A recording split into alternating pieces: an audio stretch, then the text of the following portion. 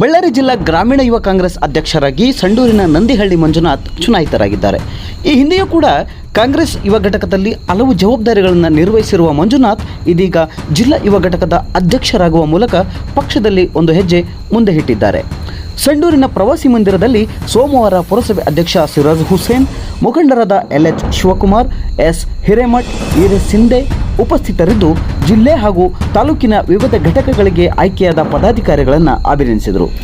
ಜಿಲ್ಲಾ ಗ್ರಾಮೀಣ ಯುವ ಕಾಂಗ್ರೆಸ್ ನೂತನ ಅಧ್ಯಕ್ಷ ನಂದಿಹಳ್ಳಿ ಮಂಜುನಾಥ್ ಮಾತನಾಡಿ ತಮ್ಮ ಗೆಲುವಿಗೆ ಸಹಕರಿಸಿದವರಿಗೆ ಧನ್ಯವಾದವನ್ನು ತಿಳಿಸಿದರು.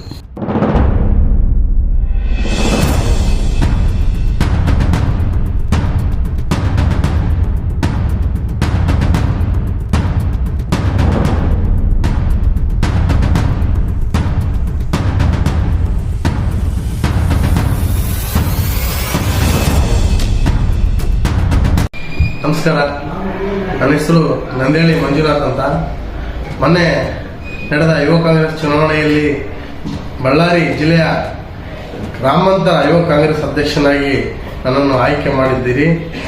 ನನ್ನ ಈ ಯುವ ಕಾಂಗ್ರೆಸ್ ಚುನಾವಣೆಯ ಅಭ್ಯರ್ಥಿಯನ್ನು ಆಯ್ಕೆ ಮಾಡಿದಂಥ ಶ್ರೀ ಕಾರ್ಮಿಕ ಸಚಿವರಾದ ಶ್ರೀ ಸಂತೋಷ್ ಲಾಡ್ ಅವರಿಗೂ ಮತ್ತು ಕಣ್ಣ ಬಳ್ಳಾರಿ ಜಿಲ್ಲೆಯ ಸಂಸದರಾದ ಈ ತುಕಾರಾಮ್ ಸರ್ ಅವರಿಗೂ ಹಾಗೂ ಸಂಡೂರಿನ ಶಾಸಕರಾದಂಥ ಶ್ರೀಮತಿ ಅನ್ನಪೂರ್ಣ ತುಕಾರಾಮ್ ಅವರಿಗೂ ಹಾಗೂ ಕಂಪ್ಲಿ ಕ್ಷೇತ್ರದ ಶಾಸಕರಾದ JN ಗಣೇಶಣ್ಣನವರಿಗೂ ಹಾಗೂ ಸಿರುಗುಪ್ಪ ಶಾಸಕರಾದ BM ನಾಗರಾಜಣ್ಣನವರಿಗೂ ಹಾಗೂ ಬಳ್ಳಾರಿ ಗ್ರಾಮಾಂತರ ಶಾಸಕರಾದ ಹಾಗೂ ಮಾಜಿ ಸಚಿವರಾದ ನಾಗೇಂದ್ರಣ್ಣನವರಿಗೂ ಬಳ್ಳಾರಿ ನಗರ ಶಾಸಕರಾದ ಭರತ್ ರೆಡ್ಡಿ ಅಣ್ಣನವರಿಗೂ ಎಲ್ಲರಿಗೂ ತುಂಬ ಹೃದಯದ ಧನ್ಯವಾದಗಳನ್ನು ಅರ್ಪಿಸ್ತಾ ಇದ್ದೇನೆ. ಈ ಹಿಂದೆ ನಾನು ಯುವ ಕಾಂಗ್ರೆಸ್ ಚುನಾವಣೆಯಲ್ಲಿ ಸಂಘಟನೆಯಲ್ಲಿ ನಾನು ಸಂಘಟನಾ ಕಾರ್ಯದರ್ಶಿಯಾಗಿ ಕೆಲಸ ಮಾಡಿದ್ದೇನೆ.